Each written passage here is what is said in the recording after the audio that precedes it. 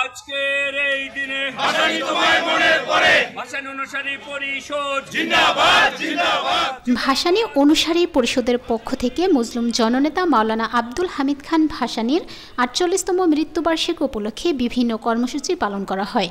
তার অনুসারীরা একটি রাজনৈতিক দল হিসাবে আমরা উনি যেমন সারা জীবন লড়াই সংগ্রামের মধ্যে তার জীবনকে অতিবাহিত করেছেন, আমরা তার অনুসারীরা তার আদর্শকে বুকে ধারণ করে আমরা লড়াই সংগ্রামী আমরা এই বাংলাদেশের মাটিতে আছি।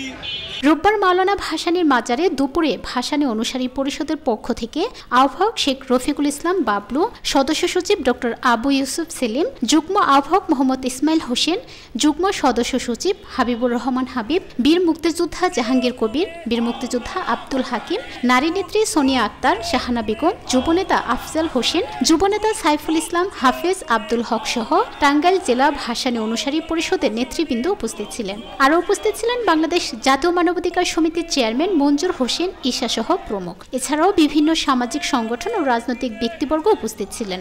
ভাসানী অনুসারী পরিষদের আহ্বায়ক শেখ রফিকুল ইসলাম বাবলু বলেন, মাওলানা ভাসানীর জন্মবার্ষিকী ও মৃত্যুবার্ষিকী রাষ্ট্রীয়ভাবে পালনের আহ্বান জানান তিনি। এছাড়াও পাঠ্যপুস্তকে ভাসানীর জীবনী অন্তর্ভুক্ত করার দাবি জানান। এছাড়াও মাওলানা ভাসানীকে সাংবিধানিক স্বীকৃতি দেওয়ার দাবি তোলেন নেতৃবৃন্দ।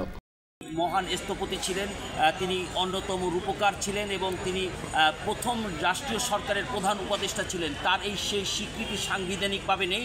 আমরা আজকে সেই সাংবিধানিকভাবে রাষ্ট্রীয়ভাবে তার সেই স্বীকৃতি দাবি করছি। এবং আপনারা জানেন বই পুস্তকে 1 থেকে দ্বাদশ শ্রেণী পর্যন্ত তার যে ইতিহাস লিপিবদ্ধ ছিল সেগুলো মুছে ফেলা হয়েছে। সেই ইতিহাসগুলো বই পুস্তকে আবার পাঠ্যপুস্তকে পুনরায় আনার জন্য দাবি করছি। এবং গত 16 বছরে সারা বাংলাদেশের বিভিন্ন জায়গায় ভাসানী নব থিয়েটার থেকে শুরু করে বিভিন্ন জায়গায় ভাসানীর নামে যে সমস্ত স্মৃতি ছিল সেই নামগুলো মুছে ফেলা হয়েছে।